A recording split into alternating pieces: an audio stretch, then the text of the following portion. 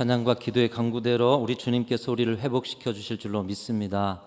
사순절 셋째 주를 지나고 있는데요, 주님의 십자가의 묵상과 경건과 절제가 깊어질수록 하나님께서 저와 여러분의 삶과 우리 교회에 은혜가 차오르도록 하실 줄로 믿습니다. 우리 옆에 분 바라보면서 축복의 인사하겠습니다. 은혜가 차오르기를 축복합니다.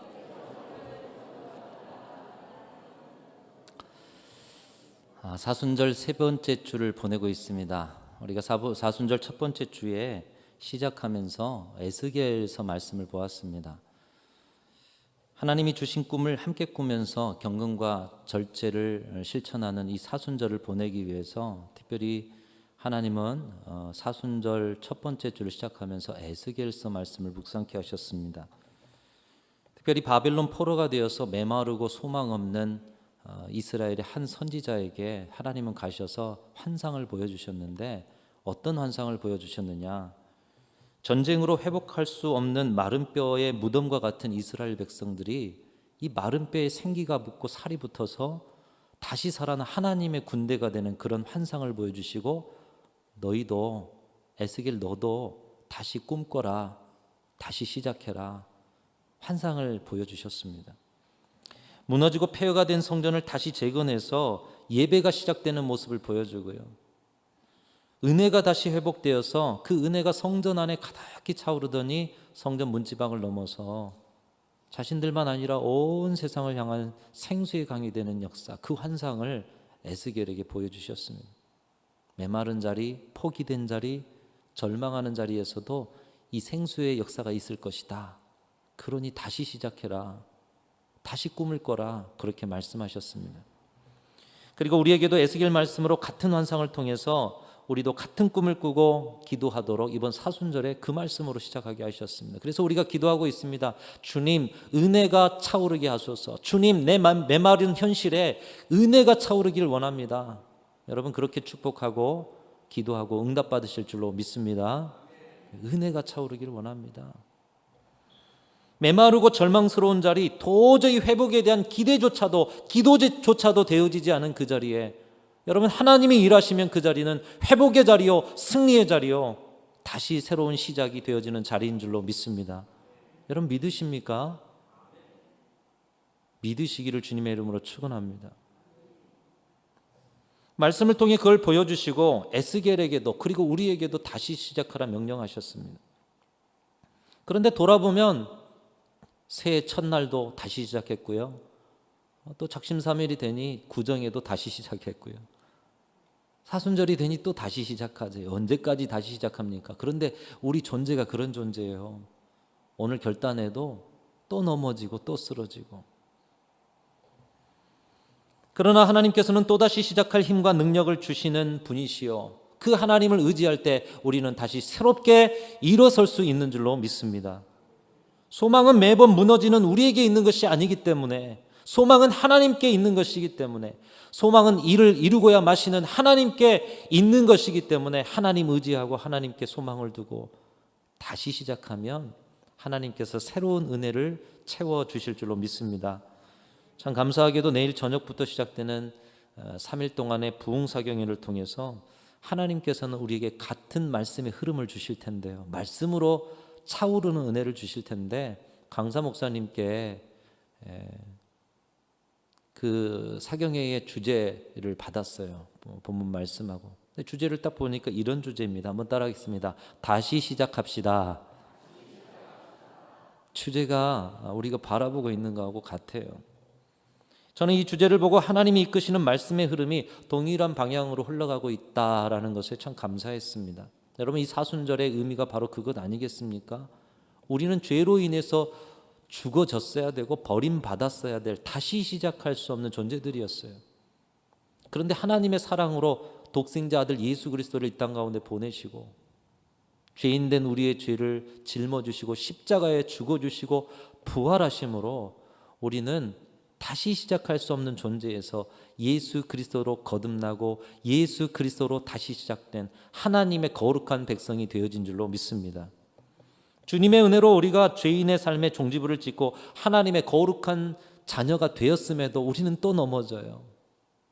그러면 하나님께 말씀 듣고 이 경건과 절제 훈련을 통해서 내가 서야 할 자리, 하나님의 거룩한 백성의 자리이니 다시 시작하자.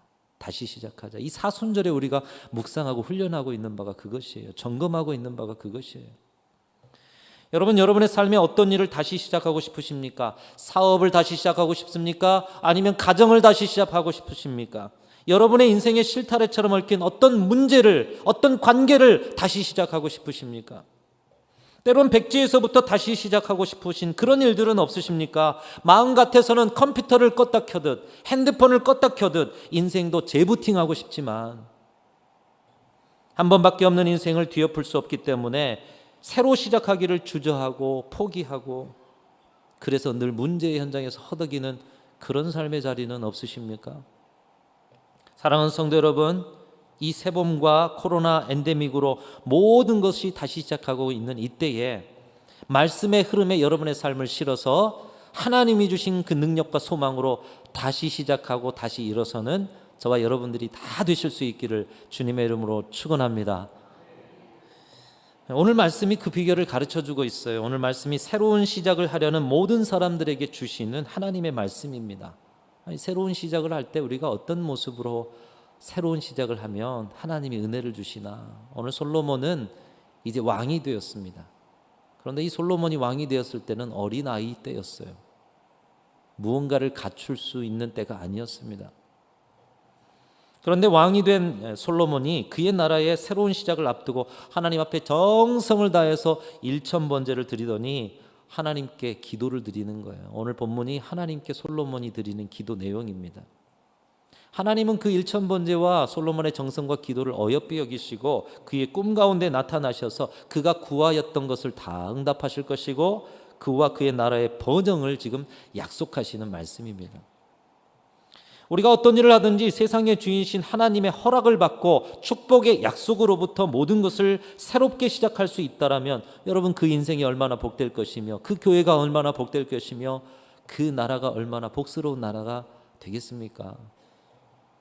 실제로 오늘 본문 말씀하신 하나님의 말씀대로 솔로몬 왕이 가진 지혜와 부귀와 영화는 이전에도 없었고 이후에도 없었고 그것을 능가하는 어떤 나라와 어떤 사람도 역사 속에 보면 없었어요. 그만큼 솔로몬의 새로운 시작을 하나님이 인정하셨고 흐뭇해하셨고 귀하게 여기시는 그런 시작이었다라는 것입니다. 여러분, 우리가 지금 다시 시작하자는데 그러면 우리가 어떻게 하나님이 솔로몬을 바라보시듯이 이렇게 인정받고 흐뭇해하시고 귀하게 여기시는 시작을 할 수 있을까? 솔로몬을 통해서 배워보자는 거예요. 여러분, 지금 빗줄기가 굵게 내리고 있죠? 아멘. 근데 저 빗줄기를 굵게 빗줄기가 내려도 여러분, 그릇을 엎어놓으면 한 방울이라도 받을 수 있습니까? 받을 수가 없어요. 하나님의 은혜가 오늘 또 빗줄기처럼 강렬하게 이 예배 가운데 내리고 있고 여러분의 인생 가운데 순간순간 동행하면서 내려주시더라도 우리가 은혜를 받을 그릇을 준비하지 못하면, 뒤집어 놓으면 아무 은혜도 받을 수가 없는 것입니다. 여러분, 솔로몬은 새로운 시작에 어떤 그릇을 준비함으로 전무후무한 은혜를 입은 사람이 되었습니까? 폭포수처럼 쏟아 부으시는 하나님의 은혜, 솔로몬이 다 받아 누렸어요. 어떤 그릇을 어떻게 준비했길래 그랬을까?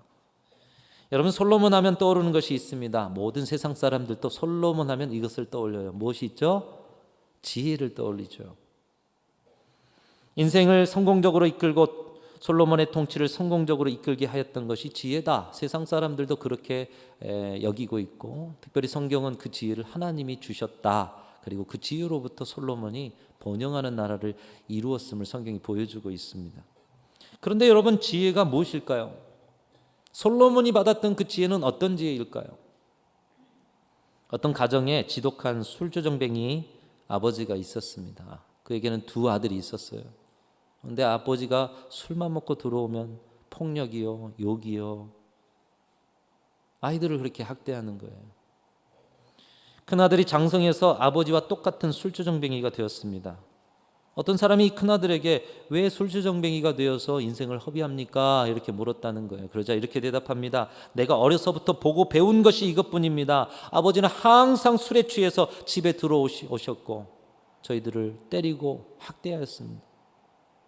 이것을 보고 자란 내가 이렇게 되지 않고 어쩔 수 있단 말입니까? 한편 인간적으로 참 측은한 모습이죠.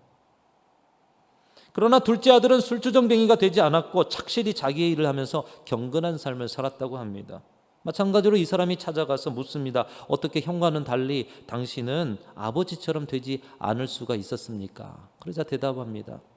내가 어려서부터 보고 배운 것이 아버지의 모습을 통해서 보고 배운 것 아니겠습니까? 술을 너무 가까이 하면 어떻게 되는지 그렇게 보고 배웠는데 어떻게 바르지 않게 살 수 있겠습니까? 여러분, 같은 상황에 같이 자란 형제였습니다. 그런데 전혀 다른 이유로 다른 삶을 살게 되는 것을 볼 수가 있습니다. 바로 이것이 지혜를 가진 사람과 어리석은 사람의 차이인 거예요. 똑같은 상황이에요. 근데 삶이 달라져요. 그것은 삶의 상황이 만든 것이 아니라 그 안에 지혜가 있는가, 그가 어리석은 길로 가고 있는가, 그것이 결정한다는 거예요. 여러분, 지혜가 무엇입니까? 오늘 솔로몬은 하나님 앞에 지혜를 구합니다. 지혜가 무엇인지 솔로몬의 기도 속에 나타나 있어요. 오늘 특별히 9절 말씀에 솔로몬의 하나님 앞에 구하는 기도 속에 지혜가 무엇인지 여러분 한번 읽어보시면서 지혜가 무엇인가 함께 배워봤으면 좋겠습니다. 9절 같이 읽겠습니다. 시작. 누가 주의 이 많은 백성을 재판할 수 있사오리까? 듣는 마음을 종에게 주사 주의 백성을 재판하여 선악을 분별하게 하옵소서. 여기에 지금 지혜의 정의가 나타나 있고요. 보통 생각하는 지혜의 정의도 그렇습니다. 무언가를 분별할 수 있는 능력을 지혜라고 하는 거예요. 분별할 수 있는 능력. 같은 일 속에서도 바른 것을 분별해내는 능력이 지혜인 것입니다. 남들은 모든 분별해내기 어려워도 지혜로운 사람은 그 일을 명확하고 선명하게 정리하고 그것의 바른 방향성을 찾아내어서 하나님을 기쁘시게 합니다. 주변 사람을 행복하게 하는 거예요. 어두운 세상이지만 그 사람으로, 그 지혜로 세상이 아름다워지는 것입니다. 그래서 잠언을 보면 지혜는 생명나무라 이런 말씀이 있어요. 지혜를 가지고 있으면 늘 생명의 열매를 맺게 하시고 그 생명의 열매를 다른 사람들과 함께 나누는 생명나무와 같은 삶을 살게 된다는 것입니다. 저와 여러분이 지혜가 있어 생명나무의 삶을 살기를 간절히 소망합니다. 지혜가 있으면 자신도 열매를 많이 맺어요. 생명의 열매를. 지혜가 있으면 잡신뿐만 아니라 주변에 이 생명의 열매를 나눠요. 생명나무의 삶. 여러분, 이 생명나무의 삶은 우리 에스겔의 환상을 통해 보았어요. 생수의 강이 흘러넘치는 그 강 주변으로 생명나무가 이렇게 서게 돼요. 12달 동안 매달마다 아름다운 과실을 맺고 그 잎사귀까지 약재료가 되는 생명나무의 역사가 어디로부터 오는 것인가? 생수의 강의 역사가 펼쳐지는 자리에 하나님의 백성들에게는 지혜를 주셔서 그 지혜를 통해서 생명나무의 역사를 이루게 하시는 줄로 믿습니다. 솔로몬이 왕권을 시작하면서 하나님께 구하는 것이 바로 이 지혜였습니다. 분별의 지혜, 세상이 말하는 그 지혜. 그런데 오늘 10절에 보니 주의 마음에 든지라 하나님께서 그 지혜를 구하는 솔로몬의 기도를 귀하게 여기시고 기뻐하셨다라는 거예요. 참 너 기도 내 마음에 든다. 그런데 솔로몬의 기도를 자세히 보고 오늘 하나님께서 그의 기도를 평가하시는 말씀이 있어요.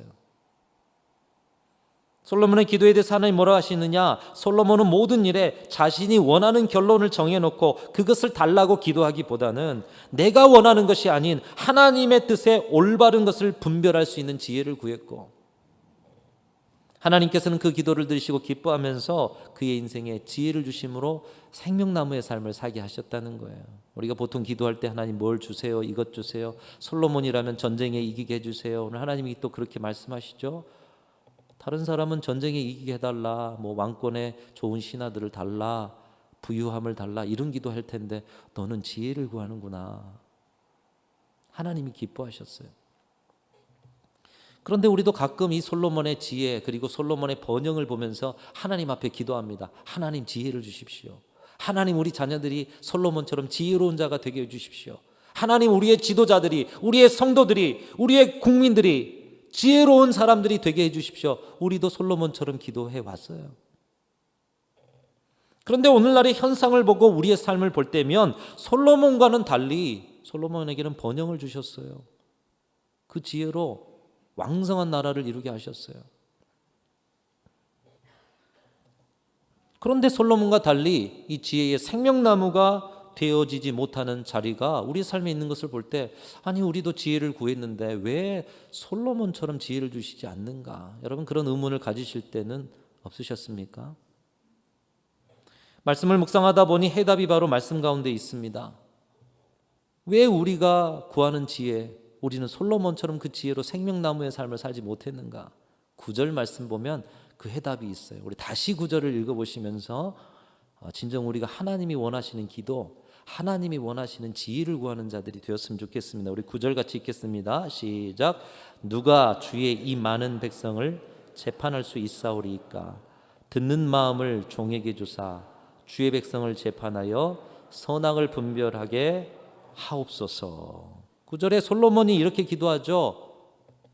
듣는 마음을 종에게 주사 주의 백성을 재판하여 선악을 분별하게 하옵소서. 그러니까 분별의 능력을 주셔서 재판 잘하게 해주시고 선악을 분별해서 하나님의 뜻에 맞는 나라 세우게 해달라고 하면서 그 시작을 무엇으로 막 고백하고 있느냐? 듣는 마음을 주사. 듣는 마음을 주사. 한번 따라하겠습니다. 듣는 마음을 종에게 주사. 여러분 기도하실 때 이 기도를 이번 한 주간은 꼭 하시면서 주님의 지혜를 구하실 수 있기를 바랍니다. 주님, 듣는 마음을 종에게 주십시오. 그래서 하나님이 주신 지혜로 하나님의 뜻 가운데 분별하며 살 수 있게 도와주십시오. 여러분, 지혜는 듣는 마음, 듣는 삶의 자세를 통해서 오게 된다는 것입니다. 솔로몬이 생각하고 솔로몬이 하나님 앞에 구하였던 지혜가 바로 이것입니다. 듣는 마음으로부터 오는 지혜. 그런데 보통 우리가 생각하는 지혜는 듣는 마음으로부터 오는 지혜가 아니라 내 뜻을 관철하려는 능력, 다른 사람보다 월등하고 뛰어난 능력으로서 인생을 술술 풀어가 세상에서 형통할 수 있는 그런 지혜를 구할 때가 많다는 거예요. 여러분 한번 돌아보십시오. 우리 자녀들이 지혜롭게 해주옵소서. 그 지혜의 목적이 뭡니까?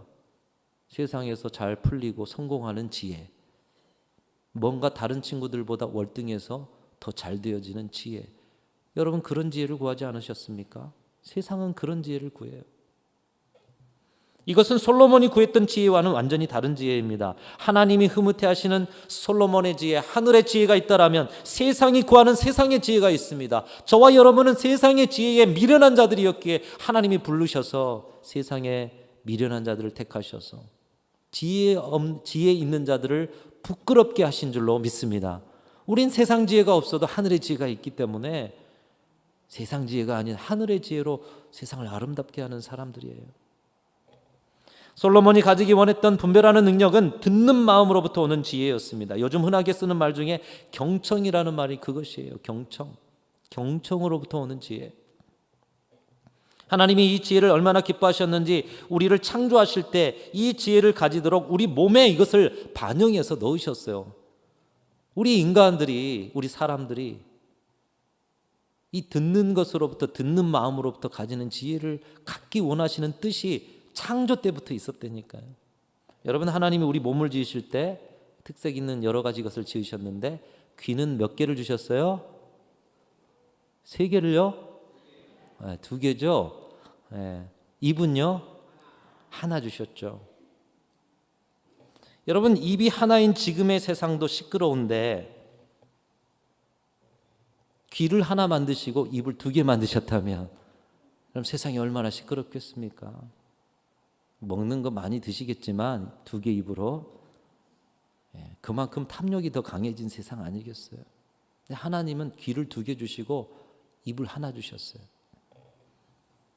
하나님께서는 말하기보다 먼저 듣도록 우리를 만드셨다는 것입니다. 듣는 마음, 경청하는 능력으로부터 오는 지혜를 가지고 살기 원하시는 뜻이 하나님의 창조의 손길 안에도 포함되어 있다는 거예요. 여러분, 여러분의 아침마다 거울 보시면서 아, 하나님의 뜻이 이것이다. 귀가 2개구나. 입이 하나구나. 듣기를 원하시는구나.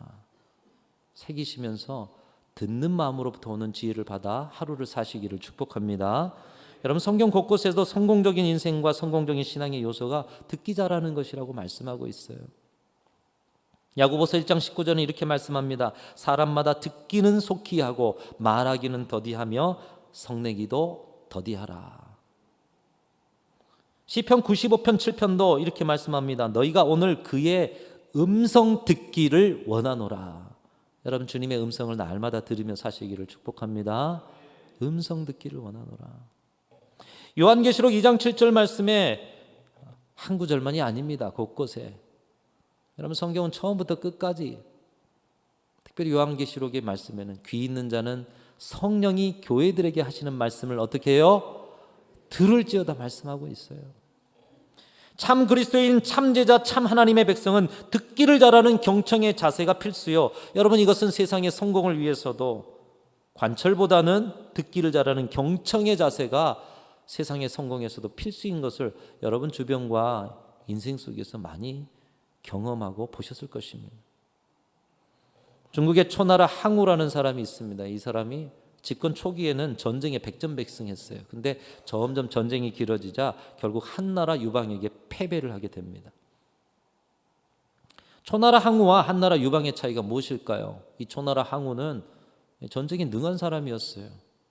그럼에도 나중에는 패배했어요. 차이가 무엇인가? 초나라 항우는 신하들을 모아놓고 어떠냐 이렇게 물었다는 거예요. 어떠냐? 한나라 유방은 신하들에게 어떻게 하지? 이렇게 물었다는 거예요. 어떻게 하면 이 전쟁에서 승리할 수 있고 이 전쟁의 위기를 피할 수 있지? 어떻게 하지? 그러나 초나라 항우는 내가 세운 계획이 어떠냐? 이렇게 묻는 거예요. 즉 항우는 일방적인 자기 생각대로 전쟁을 수행하였고 유방은 여러 신하의 의견을 경청하였기 때문에 결국 항우를 물리치고 천하통일하여 한나라를 건국했다라는 거예요. 여러분 이 경청의 지혜, 듣는 마음의 지혜는 우리 선조들의 지혜 속에 지혜가 담긴 속담 속에도 나타나고 있습니다. 여러분 잘 아시는 속담 한 가지, 남성들이 별로 좋아하시지 않은 속담 한 가지를 제가 읊어보면 이렇습니다. 아내 말을 잘 들으면 자다가도 뭘 얻어먹어요? 오늘 집에 가서 떡을 많이 사놓으시기 바랍니다. 이제 오늘부터 우리 아내 말을 잘 듣는 남편들이 많아질 거예요. 떡이 필요합니다. 여기서 아내는 꼭 아내가 아닙니다. 거꾸로 바꾸면 남편 말을 잘 들으면 그 아내도 떡을 얻어먹는 거예요. 부모 말을 잘 들으면 자녀가 떡을 얻어먹고요. 자녀 말을 잘 들으면 부모가 떡을 얻어먹고요. 자다가도요. 여기서 아내는 꼭 아내가 아니라 편협한 자신의 고집을 부리기보다는 객관적으로 볼 수 있는 사람의 말을 잘 들어야 분별할 수 있는 지혜를 얻을 수가 있다는 거예요. 객관적으로 볼 수 있는 사람들의 말.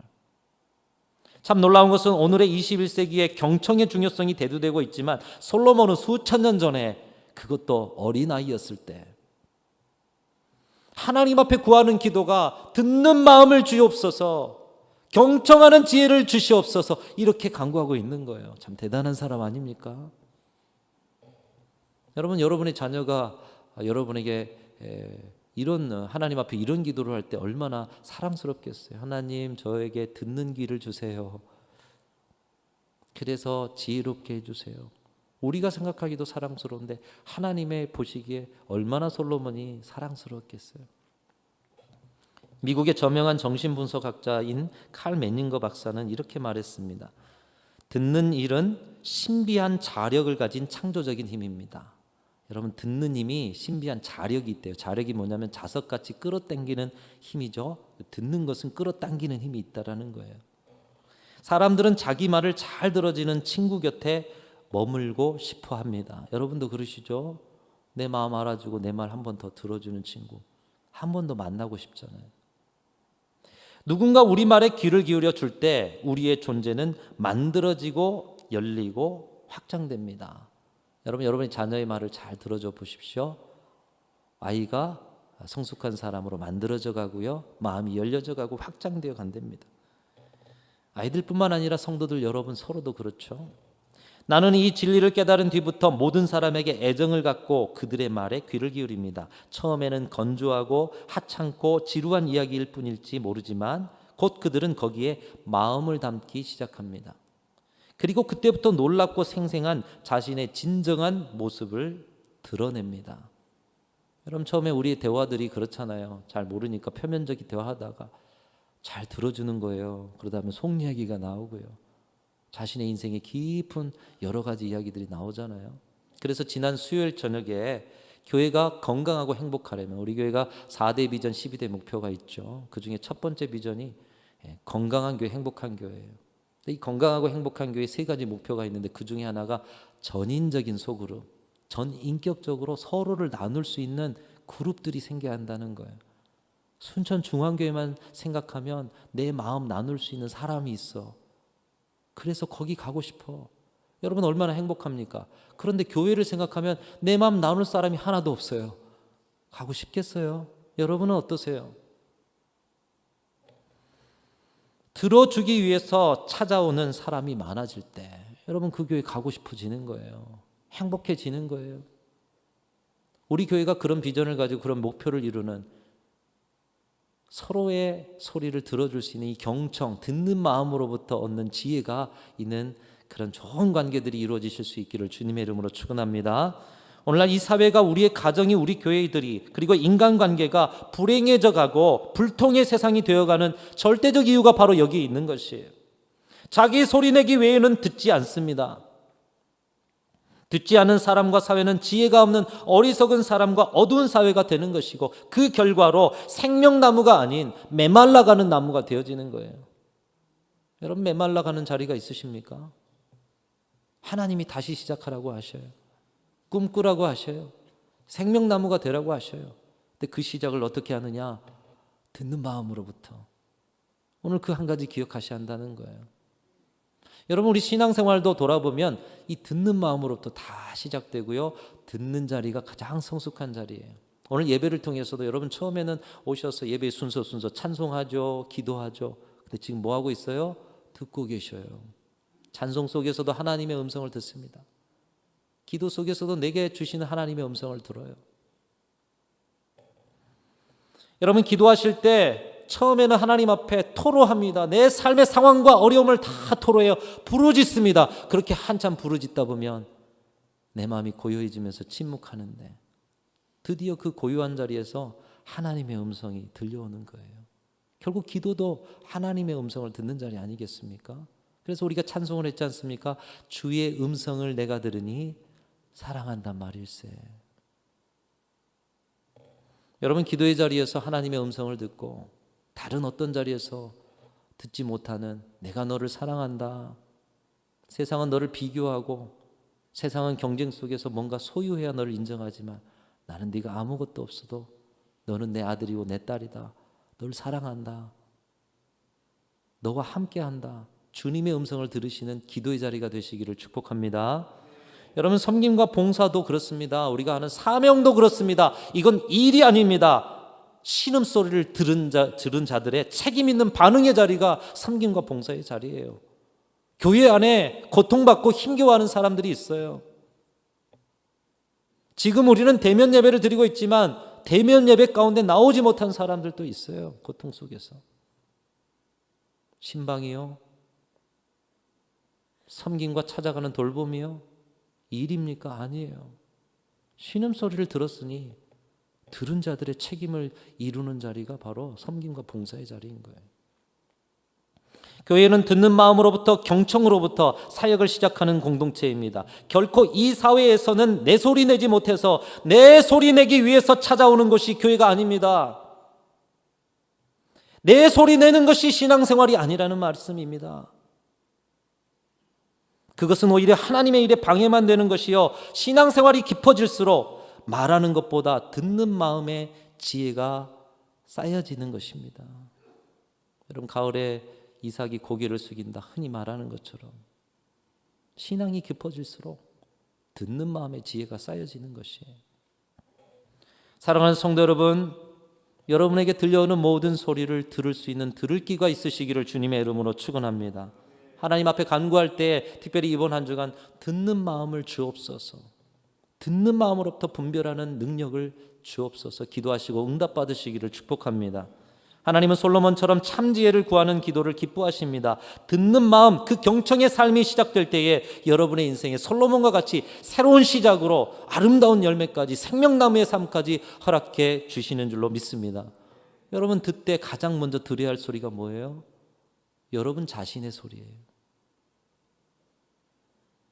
세상의 어떤 소리를 들으면서 그 소리에 맞추며 여러분 자신이 아닌 다른 사람으로 살려 하지 마시고 여러분 자신이 내는 소리를 들으십시오.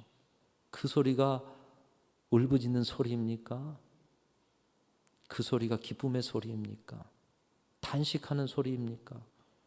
여러분 자신도 듣지 못한 소리 하나님 어떻게 들어요? 가장 먼저는 여러분 자신의 소리를 들으시길 바랍니다. 가정에서 여러분 아내의 소리를 들으십시오. 남편의 소리를 들으십시오. 부모님들의 소리를 들으십시오. 그리고 자녀의 소리를 들으세요. 교회에서 아파하는 성도들의 소리를 들으십시오. 사회에서 듣는 마음으로 불통의 세상 속에서 듣는 소통의 세상으로 만들어 가시는 저와 여러분들이 되실 수 있기를 주님의 이름으로 축원합니다.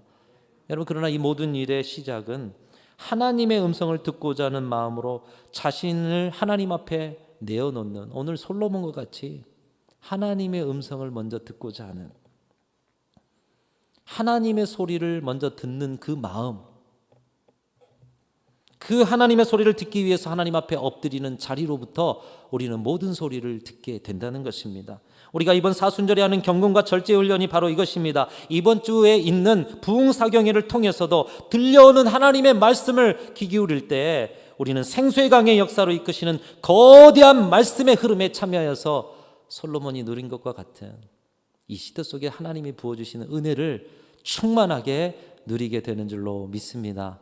사랑하는 성도 여러분, 주님이 우리에게 기뻐하는 지혜는 듣는 마음으로부터 오는 지혜입니다. 저와 여러분이 이것을 구하시고 오늘 솔로몬처럼 그 새로운 걸음에 시작에 바른 자세, 바른 그릇을 준비해서 부어주시는 저 장대비처럼 오는 하나님의 은혜를 다 받아서 넘치도록 세상에 흘리시는 생수의 강의 역사를 체험하는 저와 여러분들이 다 되실 수 있기를 주님의 이름으로 축복합니다. 하나님 아버지 감사합니다. 부족한 저희들에게 하나님의 놀라운 생명의 역사를 솔로몬처럼 주시기 위해서 오늘 또 그 생수의 강의 역사 지혜로부터 시작되는데 그 지혜는 듣는 마음에서부터 시작된다. 말씀해 주시니 감사합니다. 들을 귀 열어 주시옵소서. 간절한 마음으로 경청의 삶의 자세를 가다듬어 우리에게 들려오는 우리 자신의 소리, 주변의 소리, 아픔의 소리, 하나님의 소리를 들어 주께서 이 땅 가운데 원하시는 바른 뜻과 선한 일로 세상을 아름답게 만들어가는 참 지혜자들이 되게 하여 주시옵소서. 함께해 주시고 나오며 예수님의 이름으로 기도하옵나이다. 아멘.